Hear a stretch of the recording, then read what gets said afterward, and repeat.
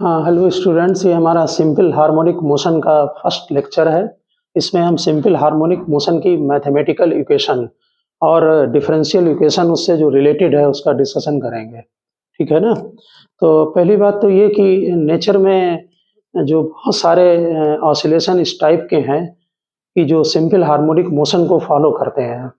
जैसे आपने सबसे अच्छा जो एग्जाम्पल है इसका वो स्प्रिंग पेंडुलम है। कि जैसे मान लीजिए आप किसी बेस पर जो है यहाँ से स्प्रिंग को अटैच करके और एक मास को अगर अटैच करते हैं, ठीक है, इसको इस पोजीशन पर, ये नेचुरल लेंथ में स्प्रिंग है, ठीक है, नेचुरल लेंथ पर है, ना कंप्रेस है और ना एक्सटेंडेड है। अगर हम इस ब्लॉक को जो है थोड़ा सा एक्सटेंड करके यहाँ खींच के छोड़ दें तो नेचुरल है कि इस पोजीशन के अबाउट ये टू एंड फ्रो मोशन करेगी, ऑसिलेशन करेगी। ठीक है ना? नेचुरल है, स्प्रिंग को इधर खींचो, इसको मास को इधर खींच के छोड़ दो तो क्या करेगी? ऑसिलेट करेगी यहाँ पर। ठीक, कम डिस्प्लेसमेंट के लिए ये ऑसिलेशन जो है वो सिंपल हार्मोनिक ऑसिलेशन होते हैं। ठीक है ना? इसको भी बताएंगे क्या सिंपल हार्मोनिक का जो मीनिंग है हार्मोनिक वर्ड का, वो मतलब होता है साइन और कॉस फंक्शन से। साइन और कॉस फंक्शन से, जैसे मैथ में आप फंक्शन पढ़ते हैं, ठीक है ना, उसी तरह से ये ट्रिग्नोमेट्रिक फंक्शन पढ़े हैं ना, तो जो साइन और कॉस फंक्शन है वो हार्मोनिक कहलाते हैं। ठीक है ना? तो अभी बताएंगे कि कैसे उससे जो है वो रिलेटेड है। इसके अलावा एक एग्जाम्पल और आप देखते होंगे कि सिंपल पेंडुलम का। सिंपल पेंडुलम में जब ऑसिलेशन होता है तो मीन पोजीशन के अबाउट अगर आप सिंपल पेंडुलम को एक कॉर्नर पर लाके छोड़ दें यहाँ पर, तो ये मीन पोजीशन के अबाउट ऑसिलेट करेगा ना। ऐसे बहुत सारे प्रैक्टिकल एग्जाम्पल हैं ऑसिलेशन के। जैसे आप किसी, अगर मान लीजिए ये ब्लॉक है और इसको वाटर में रखकर, अगर ये मान लीजिए ये फ्लोटिंग कंडीशन में हो और इसको थोड़ा सा कंप्रेस करके छोड़ दें तो ये टू एंड फ्रो मोशन करेगा इक्विलिब्रियम पोजीशन के अबाउट। ठीक है ना? ये जितने भी ऑसिलेशन है, पहली बात तो आप ये समझ लें कि इसमें एक में मोशन लिनियर होता है, ठीक, जिसे हम जनरली सिंपल हार्मोनिक मोशन बोलते हैं, लेकिन एक एंगुलर एसएचएम भी है। एक्चुअली में ये जो एग्जाम्पल है आपका सिंपल पेंडुलम वाला, ये एंगुलर एसएचएम का है। इसका आप ध्यान से देखें, ये जो मोशन हो रहा है ये स्ट्रेट लाइन नहीं है, इसमें एंगल का वेरिएशन होता है, यहाँ पर चेंज हो रहा है। ठीक है ना? लेकिन हम कम मोशन के लिए या कम एम्पलीट्यूड के लिए हम स्ट्रेट लाइन इसको मान लेते हैं। ठीक है ना? इसी तरह से अगर कोई हम डिस्क ले लें और उसको थ्रेड से अटैच कर दें, इस ले लो रॉड को, और नीचे डिस्क अटैच कर दो और डिस्क को ऐसे आप एक तरफ खींच के ऐसे छोड़ दो तो क्या होगा? ऑसिलेट करेगी ना, ऑसिलेट। डिस्क जो है इस तरह से अगर बीच में आप बांध देंगे, इसको फिक्स कर दो, डिस्क से अटैच कर दो और डिस्क को ऐसे एक तरफ लाओ, कॉर्नर पर रोटेट कराओ, छोड़ दो तो ऑसिलेट करेगी। एंगुलर एसएचएम है वो। हमारे यहाँ जो जनरल एग्जाम्पल लेते हैं वो सिंपल हार्मोनिक मोशन के हैं, जिसमें लिनियर है ये, यानी स्ट्रेट लाइन, और सबसे अच्छा मोशन जो है वो आपका स्प्रिंग का है। अब आप यहाँ पर डिफिनीशन लिखने के पहले एक पॉइंट यहाँ पर समझ लें। इसमें होता क्या है, सिंपल हार्मोनिक मोशन में अगर आपने मीन पोजीशन के अबाउट एक्स डिस्टेंस पर इसे डिस्प्लेस कर दिया तो आपको अच्छी तरह से मालूम, इसमें जो फोर्स लगता है वो प्रोपोर्शनल टू माइनस एक्स होता है या के एक्स होता है। माइनस इसलिए लिखा है कि ओरिजिन से आपने जो एक्स का डिस्प्लेसमेंट किया ये पॉजिटिव है इस तरफ, इधर नेगेटिव होगा, और जब आप एक्स प्लस होगा तो फोर्स किधर लगेगा? मीन पोजीशन की तरफ लगेगा। आप इस चीज को समझ लें तो डेफिनेशन भी समझ में आ जाएगी। ये स्प्रिंग से ब्लॉक अटैच है, ब्लॉक को इधर खींचिए आप तो एक्स पॉजिटिव है, फोर्स किधर लगेगा? मीन पोजीशन की तरफ। अगर इसे आप कंप्रेस कर देंगे, यहाँ ले आएंगे, तो जो फोर्स लगेगा अब एक्स नेगेटिव होगा, क्योंकि हमने यहाँ ओरिजिन अटैच किया है। ठीक है ना? मीन पोजीशन पर ओरिजिन अटैच करते हैं। तो जब हम इसको कंप्रेस कर देंगे तो हम कंप्रेस में एक्स नेगेटिव होगा तो फोर्स किधर लगेगा? तो राइट को लगेगा। इसमें फोर्स किधर लगेगा? लेफ्ट को लगेगा। समझ में आ रही बात? तो जो फोर्स होता है वो F equal to minus K X होगा। तो जब हम डिफिनीशन लिखते हैं एसएचएम की तो हम यही देते हैं स्टार्टिंग में कि ऐसा ऑसिलेशन जिसमें जो फोर्स है डिस्प्लेस करने के बाद वो always towards the mean position हो। ठीक, तो हम ऐसे मोशन को हम सिंपल हार्मोनिक मोशन कहते हैं। आ रही बात समझ में? और एक बात ये हम अभी लास्ट में बताएंगे डिफिनीशन के बाद।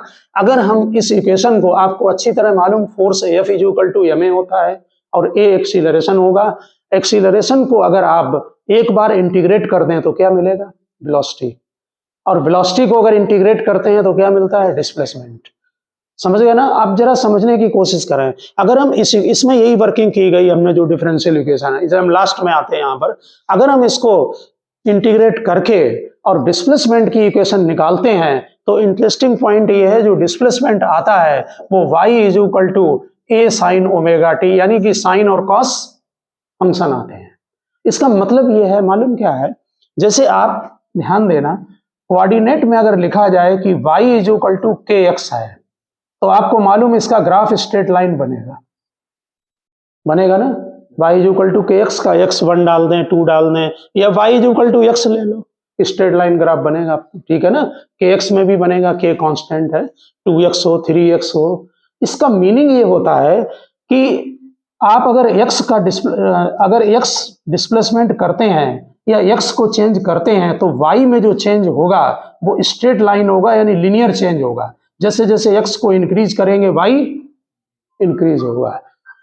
लेकिन यहां पर एक बात समझने की कोशिश करें आप, कि अगर मान लीजिए यहां जो आपने मोशन लिया है, जो सिंपल हार्मोनिक मोशन में जो डिस्प्लेसमेंट आता है वो साइन और कॉस को फॉलो करता है। इसका मतलब हम यहां बना रहे हैं, इसका मीनिंग है कि साइन कर्व ये होता है मैथमेटिकल में, और y versus t।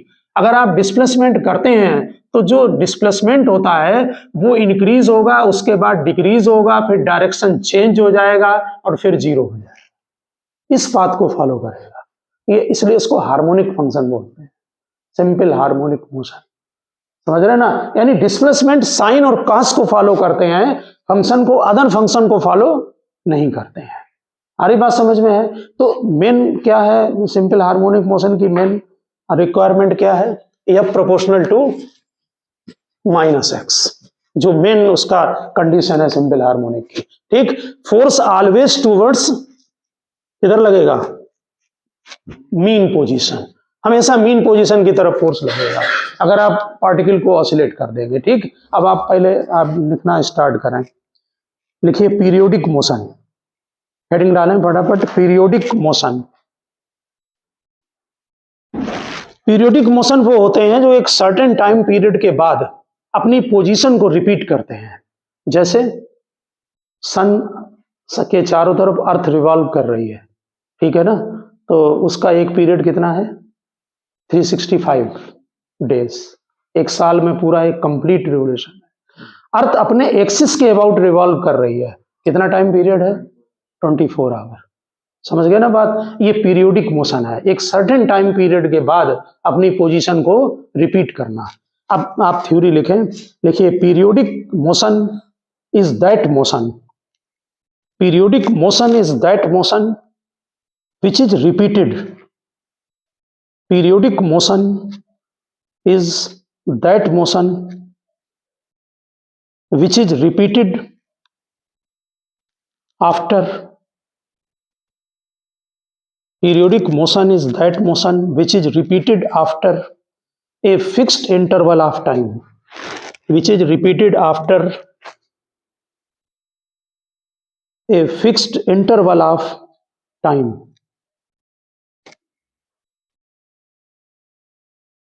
The fixed interval of time, इसी के बाद लिखें the fixed interval of time after which, the fixed interval of time after which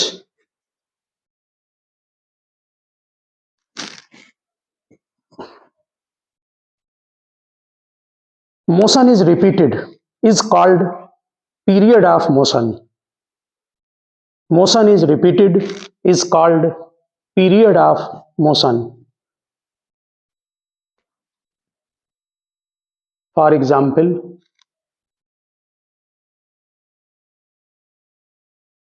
the revolution of Earth around the Sun, the revolution of Earth around the Sun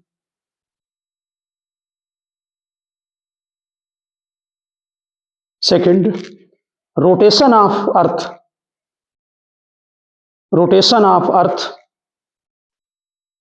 about its polar axis, rotation of Earth about its polar axis. ठीक है ना, ये भी periodic थे जो भी बनाए थे। स्प्रिंग में ब्लॉक अटैच किया, सिंपल पेंडुलम, ये सभी पीरियोडिक है। समझ गए ना बात। घड़ी में टाइम पीरियड, जैसे मिनट हैंड है तो कितना टाइम पीरियड है, एक सर्टेन टाइम के बाद फिर अपनी पोजीशन को रिपीट करता है। कितना टाइम पीरियड है मिनट हैंड का, है 1 आवर का। ठीक है ना। तो नेक्स्ट लिखा है oscillatory motion. Oscillatory motion, oscillatory motion. Next लिखा है, लिखे it is that motion, oscillatory motion, it is that motion in which a body moves to and fro. It is that motion in which a body moves to and fro or back and forth, or back and forth about a fixed point, about a fixed point, bracket में लिखा है called mean position. About a fixed point, bracket में लिखा है called mean position, mean position in A definite interval of time, in A definite interval of time.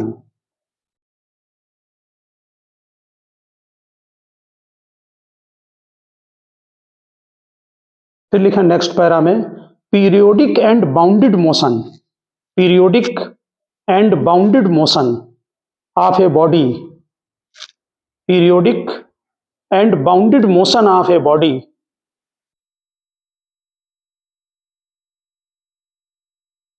periodic and bounded motion of a body about a fixed point is called oscillatory or vibratory motion. Oscillatory, periodic and bounded motion of a body about a fixed point is called oscillatory or vibratory motion. Example लिखें, motion of pendulum, of wall clock, motion of pendulum, of wall clock, motion of pendulum, of wall clock. Second, motion of bob of simple pendulum, motion of bob of simple pendulum, motion of bob of simple pendulum. Third, motion of loaded spring. ये बहुत अच्छा example है spring का जो हमने अभी बना के दिखाया था आपको। बिल्कुल स्ट्रेट लाइन में मोशन होता है। Motion of loaded spring, loaded मतलब मास अटैच है। ठीक। दूसरी बात, अब आप ये बताएं कि ऑसिलेटरी और जो मोशन आपने लिखा है और पीरियोडिक में क्या फर्क है।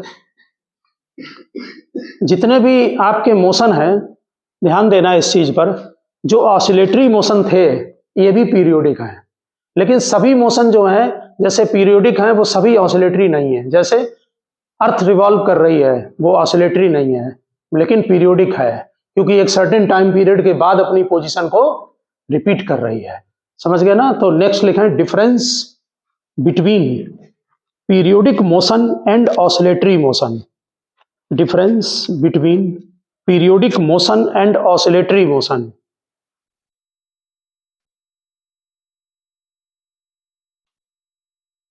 Difference between periodic and oscillatory motion. देखिए, all oscillatory motions are periodic, all oscillatory motions are periodic, क्योंकि सर्टेन टाइम पीरियड के बाद वो भी अपनी पोजीशन को रिपीट कर रहे हैं। All oscillatory motion are periodic because oscillatory motion is completed, because oscillatory motion is completed in a definite interval of time, because oscillatory motion is completed in a definite interval of time. Oscillatory motion is completed in a definite interval of time, but all periodic motion, but all periodic motion may not be oscillatory, हो भी सकते हैं नहीं भी, may not be oscillatory, all periodic motion may not be oscillatory. For example, revolution of earth around the sun, revolution of earth around the sun, for example, revolution of earth around the sun is a periodic motion but not, is a periodic motion but not an oscillatory motion, periodic motion but not an oscillatory motion. तो आप समझ गए होंगे simple pendulum periodic भी है और oscillatory भी है, ठीक है ना। तो जितने मोशन ऑसिलेटरी हैं वो सभी पीरियोडिक हैं, लेकिन सभी पीरियोडिक मोशन ऑसिलेटरी नहीं है। समझ गए ना एग्जाम्पल दोनों में डिफरेंस। अब आप हेडिंग डालें एसएचएम, सिंपल हार्मोनिक मोशन, मतलब डिफिनेशन लिखानी है उसकी, हेडिंग तो चैप्टर में भी डाली है, एसएचएम या सिंपल हार्मोनिक मोशन। देखिए SHM is that oscillation, exact definition बाद में लिखाई जाएगी, ठीक है। SHM is that oscillation which can be expressed, SHM is that oscillation which can be expressed in terms of harmonic function। एक एक वर्ड डिफिनेशन का क्लियर होना चाहिए माइंड में। SHM is that oscillation which can be expressed in terms of harmonic function, bracket में sign और cos function. Harmonic का मतलब ही है साइन और कॉस फंक्शन, ब्रैकेट में साइन और कॉस फंक्शन, साइन और कॉस फंक्शन। देखो जो ये ऑसिलेटरी मोशन होते हैं, जैसे आपने स्प्रिंग पेंडुलम का देखा, सिंपल पेंडुलम देखा, इसमें स्मॉल डिस्प्लेसमेंट के लिए ये एसएचएम होते हैं, समझ गए ना। यानी इसमें से कुछ ऐसे हैं जिसमें यह प्रोपोर्शनल टू माइनस एक्स होगा, वो सिंपल हार्मोनिक मोशन होते हैं, जनरली सभी स्मॉल डिस्प्लेसमेंट के लिए, ठीक। देखिए when a body is displaced, when a body is displaced from its equilibrium position, when a body is displaced from its equilibrium position. आप ये बात समझ रहे होंगे कि जो सिंपल पेंडुलम जब हम सस्पेंड करेंगे यहां पर, तो ये जो पोजीशन है ये इक्विलिब्रियम है। स्प्रिंग पेंडुलम में कहां पर इक्विलिब्रियम में है? जब वो नेचुरल लेंथ पर हो, क्योंकि उस समय उस पर नेट फोर्स जीरो होगा, समझ गए ना। और ध्यान रखना ये जितने भी इक्विलिब्रियम होते हैं, जिन लोगों को वर्क एनर्जी ठीक से मालूम है, ये सभी स्टेबल होते हैं, वही एसएचएम है। कारण कि जब स्टेबल होगा तभी इसको आप अगर एक कॉर्नर से इसको मीन पोजीशन से अगर आप डिस्प्लेस करेंगे तो इसमें टेंडेंसी होगी ओरिजिनल पोजीशन में आने की। आपने स्टेबल इक्विलिब्रियम में पढ़ा है कि स्टेबल इक्विलिब्रियम की पहचान है, अगर अपनी मीन पोजीशन से उसको डिस्प्लेस कर दें तो उसमें ओरिजिनल पोजीशन में आने की टेंडेंसी होती है, ऑटोमेटिक फोर्स क्रिएट होगा कि जो उसे मीन पोजीशन पर ले आएगा। तो क्या नोट किया आपने? When a body is displaced from its equilibrium position and then left to itself, छोड़ दीजिए उसको एक कॉर्नर पर लाकर, left to itself, it begins to oscillate, it begins to oscillate about mean position, it begins to oscillate about mean position under a restoring force, under a restoring force। आप इस word का मतलब समझ गए होंगे। जब आप किसी स्प्रिंग को अटैच करके और मास को यहां पर इधर खींचते हैं तो जो फोर्स इधर क्रिएट होता है के एक्स, वो इसको फिर से रीस्टोर करने की ट्राई करता है, इसलिए रीस्टोरिंग फोर्स। यहां पर अभी बताएंगे ठीक से, जब ये थीटा होता है तो mg का कंपोनेंट इधर एक्ट करेगा, mg साइन थीटा। वो क्या काम करता है? रीस्टोरिंग फोर्स का, उसको रीस्टोर करने की ट्राई करता है, ठीक, इसलिए वर्ड यूज हुआ रीस्टोरिंग फोर्स। तो it begins to oscillate about mean position under a restoring force which is always directed towards the mean position, which is always directed towards the mean position। आप समझ गए होंगे कि हमेशा force किधर लग रहा है? मीन पोजीशन की तरफ। लेफ्ट को करेंगे तो राइट में लगेगा, राइट को करेंगे तो लेफ्ट में लगेगा। तो आपने लिखा which is always directed towards the mean position and whose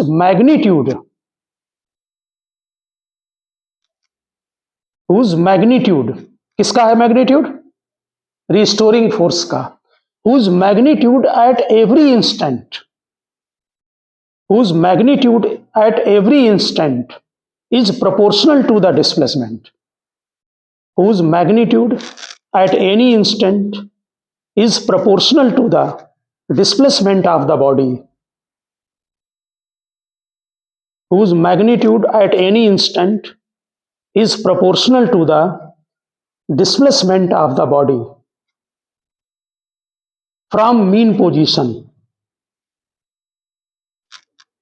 to the displaced, लिखा from mean position। आप समझ गए होंगे, जैसे F इज इक्वल टू हमने बताया माइनस के एक्स लगता है, उसमें x क्या है? डिस्प्लेसमेंट है फ्रॉम मीन पोजीशन, ठीक है ना, उसी के ऑलवेज प्रोपोर्शनल होगा। लिखा, लिखिए in the absence of frictional force. Natural है, हम आइडियल केस स्टडी करते हैं, अगर फ्रिक्शन होगा तो सिंपल पेंडुलम ऑसिलेट करने के बाद थोड़ी देर रुक जाएगा। In the absence of frictional force harmonic oscillation, in the absence of frictional force harmonic oscillation of constant amplitude, in the absence of frictional force harmonic oscillation of constant amplitude and of single frequency, यानी amplitude constant रहेगा तभी frequency आपकी वही रहेगी, हमेशा constant, single रहेगी frequency. देखा, harmonic oscillation of constant amplitude end of single frequency is called SHM। अब शॉर्ट में SHM लिखा है, simple harmonic motion. Next line से लिखना, ये पैरा में सिंपल हार्मोनिक मोशन को डिस्क्राइब किया गया है, डिफिनीशन नहीं है, इतनी बड़ी लिखते हैं, लेकिन इसके एक एक पॉइंट आप समझ गए होंगे कि रिस्टोरिंग फोर्स क्या है, मीन पोजीशन का मतलब क्या है, force proportional to minus X होना चाहिए, अगर फ्रिक्शन नहीं है तो एम्पलीट्यूड कांस्टेंट रहेगा, सिंगल फ्रीक्वेंसी होगी, ठीक है ना, एक एक वर्ड क्लियर बिल्कुल। नेक्स्ट लाइन में लिखा है A SHM oscillation can be expressed, a simple harmonic motion लिख दें या oscillation, a simple harmonic oscillation can be expressed as y is equal to a sin omega t, और भी करते हैं y is equal to a cos omega से भी, और भी होंगे, वो अभी आगे बताएंगे, मिक्स इन दोनों का वो भी होता combination. Can be expressed as y is equal to a sin omega t या y is equal to a cos omega t। देखिए हमारा, आप समझ गए होंगे कि ये डिस्प्लेसमेंट है y यहाँ पर, अगर आप y वर्सेस ओमेगा t या t ग्राफ प्लॉट करते हैं तो ये आपको साइन कर्व का ग्राफ मालूम है, ये होगा। इसका मतलब है कि जो सिंपल हार्मोनिक मोशन में जो डिस्प्लेसमेंट होगा वो इंक्रीज होगा, मैक्सिमम होगा। जब ये मैक्सिमम होता है तब इसको हम एम्पलीट्यूड बोलते हैं, जिसे हम ए से लिखते हैं, ये है। ये हमने graph y is equal to a sin omega t का बनाया है। इसमें a एम्पलीट्यूड है, y डिस्प्लेसमेंट है एट एनी इंस्टेंट, ठीक, और t आपका टाइम है। ये बात समझ गए होंगे आप। देखिए बहुत सीधी सी बात है, ये ग्राफ है और किसी भी ग्राफ में कोई जब पैरामीटर दिया जाता है तो नेचुरल है कि x में वेरिएशन होगा जिस क्वांटिटी का, y क्वांटिटी वो मिलेगी। तो y क्या है? डिस्प्लेसमेंट है।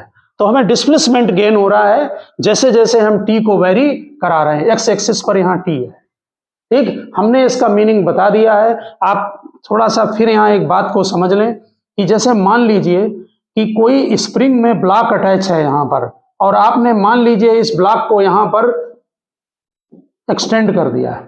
जरा देखना इधर, अगर हम इस ब्लॉक को यहाँ, इसको नहीं बनाए ब्लॉक को आप, अगर हम इस ब्लॉक को यहाँ एक्सटेंड करते हैं यहाँ से यहाँ तक, मान लीजिए इसमें आने में 4 सेकंड लगता है और ये 10 सेंटीमीटर डिस्प्लेसमेंट होता है, तो 2 सेकंड में कितना होगा?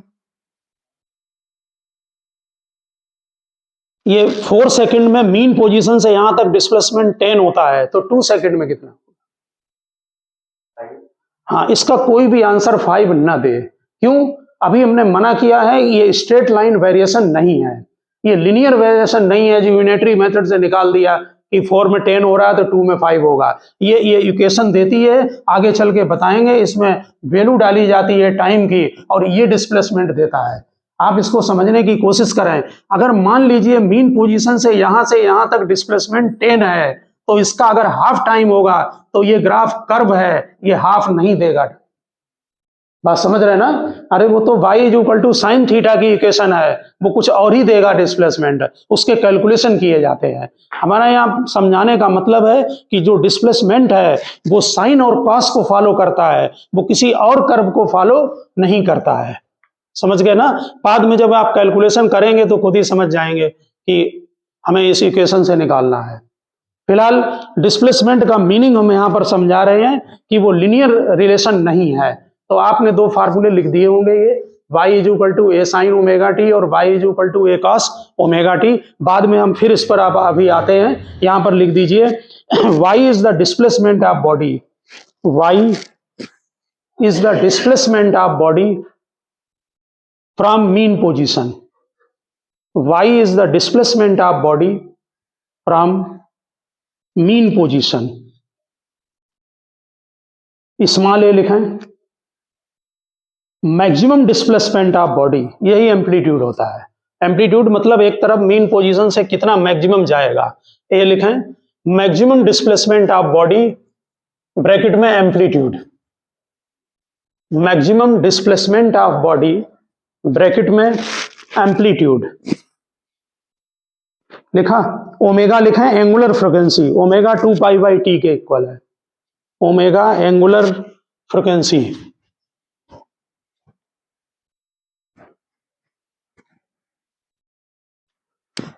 Omega angular frequency. अब आप नीचे डिफिनीशन करके इसकी एग्जैक्ट डिफिनीशन नोट कर दें। देखिए, SHM is defined as, SHM is defined as motion of a particle, SHM is defined as motion of a particle subjected to a force, SHM is defined as motion of a particle subjected to a force that is directly proportional to the, that is directly proportional to the displacement of the particle, that is directly proportional to the displacement of the particle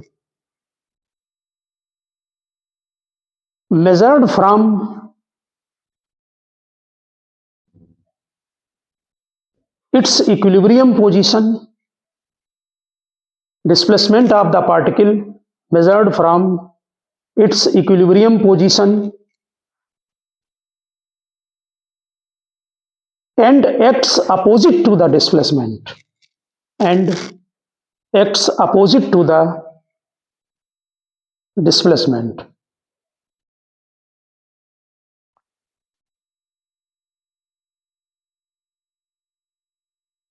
आप ऊपर की definition जो लिखाई गई उनसे definition को समझ गए होंगे, जो पॉइंट लिखे ऊपर है।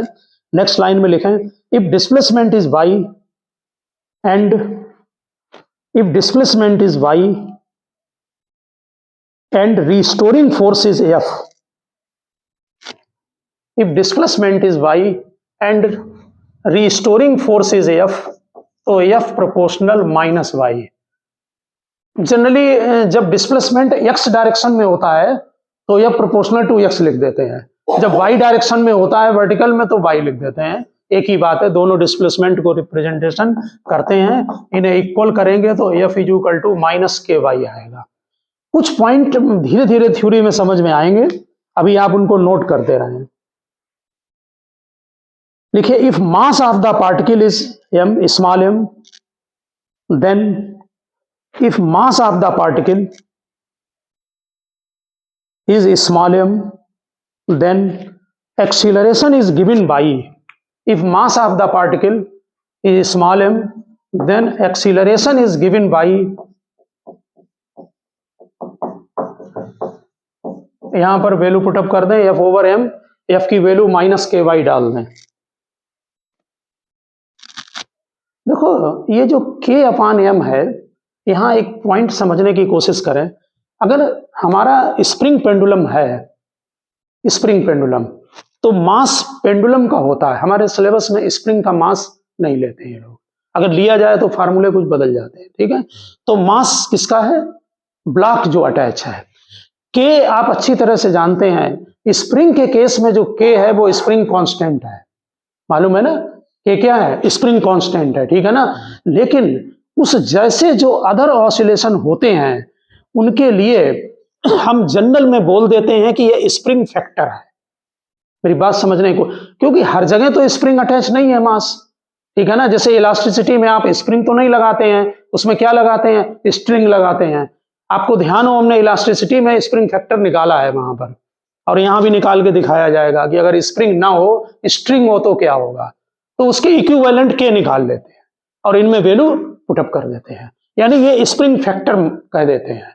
और मास क्या है? इनर्शिया फैक्टर है, ठीक है। मास अपोजिशन करता है तो इनर्शिया का रोल है, इसलिए इनर्शिया फैक्टर बोलते हैं। और आगे जब हम थ्योरी को रिलेट करते हैं तो ये जो के ओवर एम है आपका, ये प्रैक्टिकली ओमेगा स्क्वायर के इक्वल आता है, समझ गए ना। तो उसको यहीं पर आप नोट कर दें, k upon m is equal to omega square. तो जरा यहां पर ध्यान देना, तो एक्सीलरेशन ए, ध्यान रखना एक्सीलरेशन है, तो acceleration A is equal to बन गया minus omega square Y. Acceleration बन गया माइनस ओमेगा स्क्वायर वाई। यहां से दो डेफिनेशन जो हैं वो टाइम पीरियड की डायरेक्ट बना ली जाती हैं, कि जैसे आप यहां पर देखेंगे, देखिए इस फिनोमिना में जो माइनस साइन है उसका प्रैक्टिकल रोल कुछ नहीं है, उसका रोल बस यही है कि वो तुम्हें डायरेक्शन बता रहा है कि जिस तरफ डिस्प्लेसमेंट होगा उसके अपोजिट डायरेक्शन में फोर्स एक्ट करेगा। बात समझ में आ रही? तो omega square is equal to A upon Y होगा। अगर हम इसका मॉड ले लें, साइन को हटा दें, तो omega square is equal to a over y हो जाएगा। तो ओमेगा कितना हो जाएगा? Root a upon y. Omega किसके इक्वल होता है? हमेशा 2 पाई बाई टी। तो टी इज इक्वल टू हो गया रूट ए अपान वाई, तो t is equal to 2 pi root y upon a आ गया। जरा इस पर ध्यान दें, ये बड़ा जनरल फार्मूला है सिंपल हार्मोनिक मोशन में टाइम पीरियड निकालने का। क्या बनता? T 2 pi root displacement upon acceleration, T is equal to 2 pi root displacement upon acceleration. आप समझ गए होंगे। यहां से इन्होंने ओमेगा स्क्वायर डाला, ओमेगा आता है मैथमेटिकली, इसलिए इसको यहां पर पुटअप कर दिया गया है। तो ये बन गया minus omega square Y, minus यहां ड्रॉप कर लीजिए, केवल मैग्नीट्यूड ले लें। यहां पर लिख देना take magnitude only, take magnitude only, क्योंकि रूट में माइनस का कोई पर्पज नहीं है, समझ गए ना। और माइनस लगाया गया है केवल डायरेक्शन के लिए। तो यहां एक ध्यान रखना, ये बहुत जनरलाइज्ड फार्मूला है टाइम पीरियड का। T इज इक्वल टू 2 पाई, आपको डिस्प्लेसमेंट और एम्पलीट्यूड मालूम है, इसमें वैल्यू पुटअप कर दो, टाइम पीरियड निकल आता है इससे। T is equal to 2 pi under root displacement upon acceleration. Language में जरूर लिख देना इसके बाद, T is equal to 2 pi root displacement upon upon amplitude, sorry, displacement upon a क्या है आपका, वहां चेक करें, हाँ सॉरी एक्सीलरेशन, हाँ डिस्प्लेसमेंट अपॉन एक्सीलरेशन, ध्यान रखना यहां पर हम नोट कर दे रहे हैं T is equal to 2 pi root displacement upon acceleration. ये जनरल फार्मूला बन जाता है इसका, समझ गए ना बात ये। अच्छा एक फार्मूला यहां से भी बनता है ओमेगा से, वो भी बना लें, लिखिए omega square is equal to k over m है, नोट करें omega square is equal to k over m, तो ओमेगा किसके इक्वल होगा, रूट के ओवर एम के, ओमेगा होगा root k over m, omega root k over m. Omega की जगह 2 pi by t लिखें, ओमेगा की जगह 2 पाई बाई टी,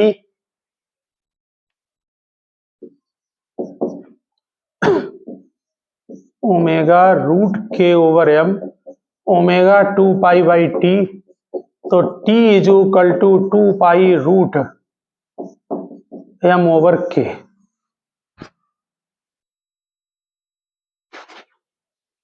ये इसको भी जनरलाइज में लिख दिया जाता है, टाइम पीरियड जो है वो ऊपर इनर्शिया फैक्टर है रूट के अंदर और नीचे स्प्रिंग फैक्टर है, समझ गए ना, ये इनर्शिया फैक्टर है मास और ये क्या है स्प्रिंग फैक्टर है। आगे चल के जो फार्मूले हैं ये रिपीट होंगे इसलिए इसमें कोई वो नहीं है, आप इसको इक्वल करके ये स्प्रिंग का फार्मूला भी है टाइम पीरियड का, उसमें मास किसका होता है ब्लॉक का और के होता है स्प्रिंग कांस्टेंट, यानी किसी स्प्रिंग में अगर कोई मास अटैच है तो उसके टाइम पीरियड का ये फार्मूला भी है। नेक्स्ट लिखें आप कैरेक्टरिस्टिक ऑफ एसएचएम, जल्दी नोट करें characteristic of SHM, characteristic of SHM number 1 लिखें, it is a motion in a straight line, it is a motion in a straight line, ये सिंपल हार्मोनिक है, linear है, it is a motion in a straight line. Second, force as well as acceleration, force as well as acceleration are proportional to displacement, force as well as acceleration are proportional to displacement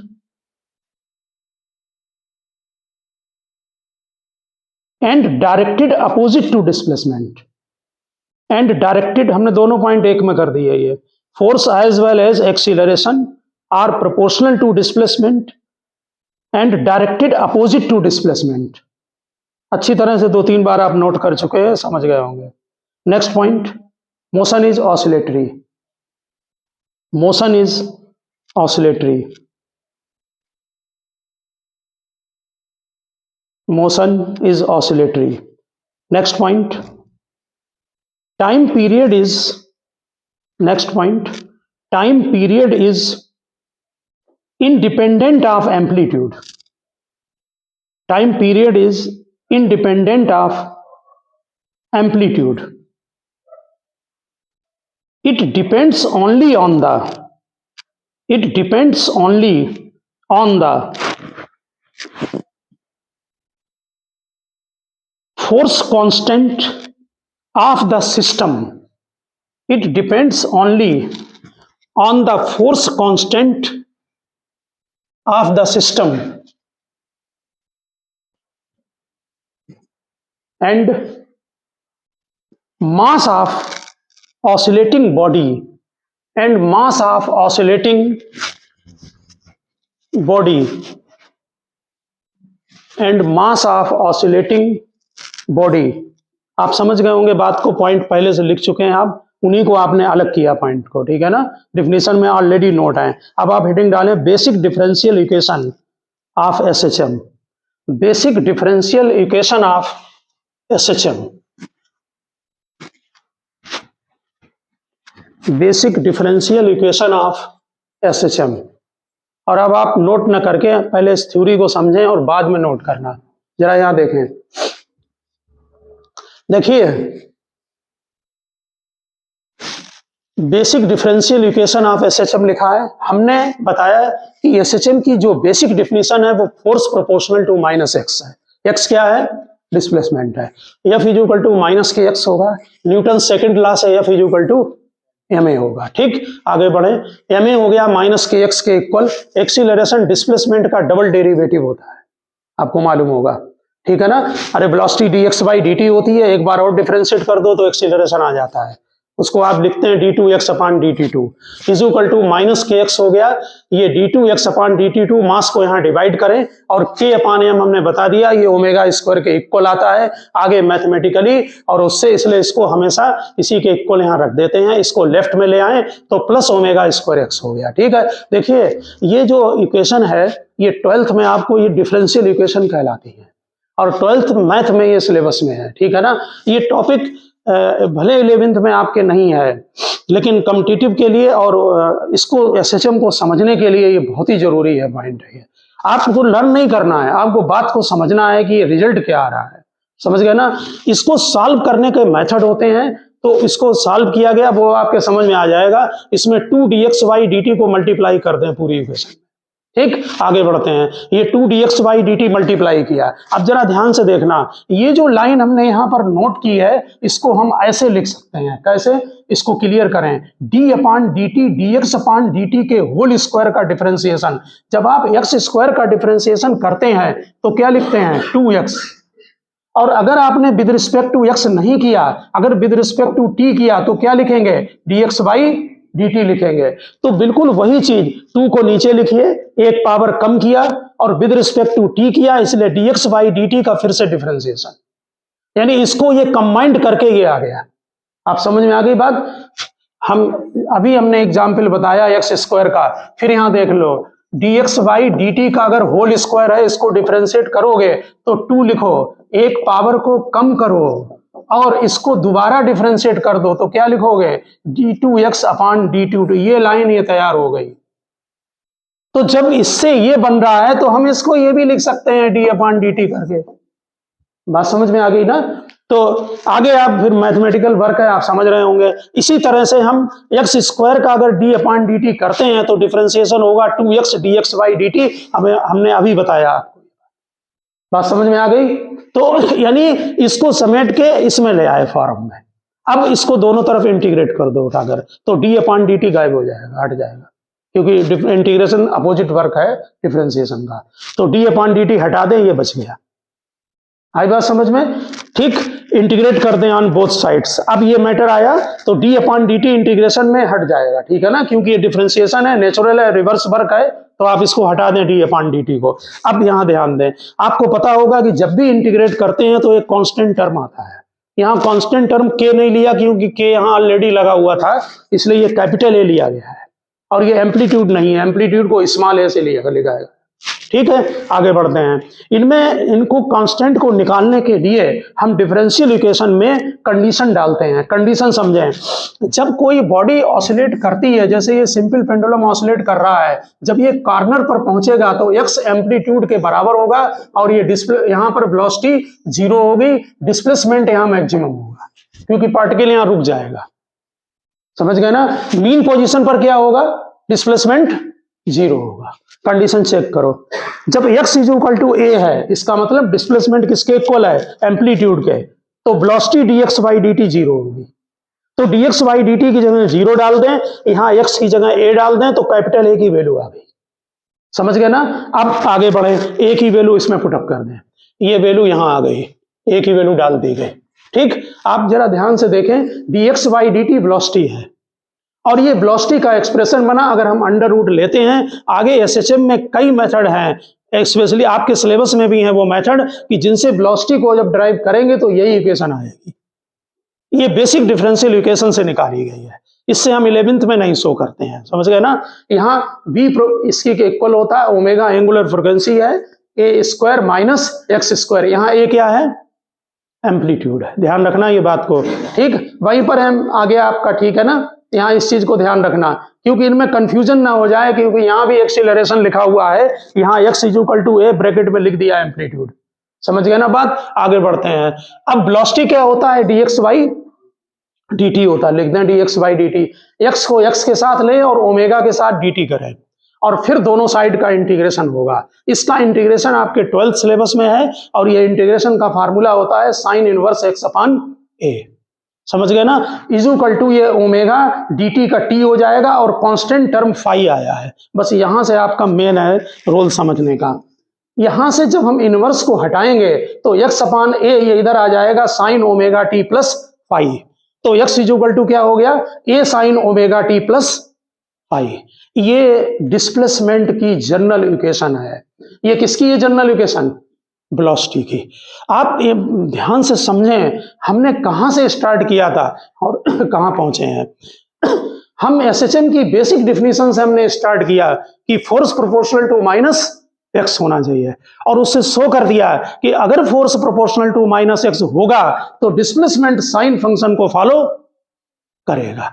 अब यहां main point समझें, उसमें देखें वहां पर अगर हम t0 पर x0 ले लें, इसका क्या मतलब हुआ? t0 पर x0 लेने का क्या मतलब हुआ? बोलो। इसका मतलब है कि हम टाइम अपना कहां से शुरू कर रहे हैं। t0 आप सिंपल पेंडुलम का एक्सपेरिमेंट कर रहे हैं, आप क्लॉक स्टॉप वॉच को कहां पर टाइम शुरू कर रहे हैं? हमने कहां से शुरू किया? कंडीशन x0 पर। x0 का मतलब बोलो, इस सिंपल पेंडुलम ले रहा है इस पॉइंट पर t0 x0 है क्योंकि यहां डिस्प्लेसमेंट 0 है और टाइम यहां से स्टार्ट हो रहा है। तब क्या होगा? t0 पर x0 डाल दो, यहां x0 t को 0 डाल दो, ठीक, ये चला गया 0 में, फाई 0 आ गया तो ये साइन फंक्शन को फॉलो करेगा। इसका मतलब तब अगर हम x वर्सेस t ग्राफ को प्लॉट करते हैं तो साइन कर्व आएगा और बिल्कुल क्लियर है। जरा ध्यान से देखने की कोशिश करें, यहां डिस्प्लेसमेंट कितना है? 0, ये 0 आगे गया, यहां डिस्प्लेसमेंट कितना? मैक्सिमम किसके इक्वल? एम्पलीट्यूड के, ये बन गया एम्पलीट्यूड। यहां टाइम कितना हुआ? t/4 क्योंकि ये complete time period capital T होगा। फिर वापस आया, यहां पर डिस्प्लेसमेंट फिर 0, फिर ये वापस आ गया। अब इधर गया तो डिस्प्लेसमेंट क्या हुआ? नेगेटिव। फिर यहां पर डिस्प्लेसमेंट मैक्सिमम नेगेटिव और फिर वापस आके फिर 0 हो गया। कर रहा है साइन को फॉलो। अब यहां देखने, अगर आपने t0 पर x इक्वल टू a डाल दिया तब क्या होगा? तब डाल दो x की जगह a, तो a से a कट के 1 हो गया। t की जगह 0 डाल दें तो साइन फाई 1 आ गया, फाई 90 आ गया, फाई 90 आ गया। इसको फाई को इनिशियल फेज भी बोला जाता है, कल डिस्कशन करेंगे इस बारे में। 90 यहां डाल दें तो sine 90 plus theta cos theta बन गया। इसका मतलब अगर आप कॉर्नर से स्टार्ट करते हैं अपने क्लॉक को, देखिए यहां पर, अब हम यहां से शुरू करेंगे सिंपल पेंडुलम में, इस कॉर्नर से टी को, तो क्या होगा जरा ध्यान दें, तो ये कॉस कर्व को फॉलो करेगा। क्यों? इसको हम फिर दोबारा कल करेंगे, यहां क्योंकि हमें डिफिनेशन वो समझानी है। देखिए, पहले ही जब टाइम 0 है तब डिस्प्लेसमेंट पहले से ही मैक्सिमम है, कितना है? a, और वो a के इक्वल है। इसका मतलब इस थ्योरी के अंदर हम डिस्प्लेसमेंट हमेशा कहां से नापेंगे? मीन पोजीशन से। ये नहीं कि आप सोचें कि हम यहीं से डिस्प्लेसमेंट नाप लेंगे, displacement always from mean position. ये रिस्ट्रिक्शन है थ्योरी में, समझ गए ना? और टाइम कहीं से ले सकते हो, तुम्हारी मर्जी है। हमने टाइम यहां से शुरू किया तो साइन फंक्शन, यहां से शुरू किया तो कॉस फंक्शन। क्यों? मैक्सिमम डिस्प्लेसमेंट, जरा देखते जाएं। इसके बाद वापस आया तो डिस्प्लेसमेंट कम हुआ, यहां डिस्प्लेसमेंट 0, फिर इधर आया डिस्प्लेसमेंट नेगेटिव, फिर वापस आया, फिर यहां पर आके फिर वापस हो गया। ये अभी पूरा नहीं है, यहां तक बनेगा, फिर टाइम पीरियड यहां पर कंप्लीट होगा कॉस का। समझ गए ना ग्राफ का? अब एक पॉइंट यहां समझना है, वो मेन है। अगर मान लो हमने डिस्प्लेसमेंट टाइम जो हम स्टार्ट करते हैं वो बीच में स्टार्ट कर दिया, तब क्या होगा जरा बताएं। अगर हमने टाइम पीरियड को बीच में स्टार्ट कर दिया, जैसे यहां पर t0 पर तुमने x0 लिया, t पर xa लिया, अगर हम बीच में कहीं पर स्टार्ट करते हैं, जैसे आपने मान लीजिए एम्पलीट्यूड को x इक्वल टू a/2 पर, ध्यान दें ये a/2 है, यहां से हमने टाइम स्टार्ट कर दिया। जरा देखना डाल के क्या होता, x की जगह डाला a/2, जरा बताते जाना, और t की जगह 0 डाल दिया, ये a से a कट गया, 1/2 आ गया, साइन फाई आ गया, फाई हो गया पाई/6 हो गया। आया पाई बाई 6 मैथमेटिकली आ रहा है, वैल्यू पुटअप कर दो जरा, क्या बनी इक्वेशन, सॉरी एक्स लेना है, x is equal to A sine omega T plus pi by 6। ये फंक्शन साइन और कॉस दोनों का कॉम्बिनेशन है, क्यों है, क्योंकि साइन ए प्लस बी का फार्मूला खोल दो अभी, तो sign A cos B plus cos A sine B आ जाएगा। इसका मतलब है कि हम टाइम कहां से शुरू करेंगे इस बात पर सिंपल हार्मोनिक मोशन की इक्वेशन डिपेंड करती है। अगर आपने मीन पोजीशन से स्टार्ट किया तो साइन फंक्शन, कॉर्नर से किया तो कॉस फंक्शन, बीच में कहीं से करेंगे तो साइन और कॉस दोनों फंक्शन आएंगे। तो आप जो है वो इसमें इसको अब नोट कर लें, ठीक है ना। कल हम इसको आगे फिर प्रोसीड करेंगे, आगे फिर इसी पर आते हैं, समझाएंगे कल, ठीक है ना। तो ओके स्टूडेंट्स।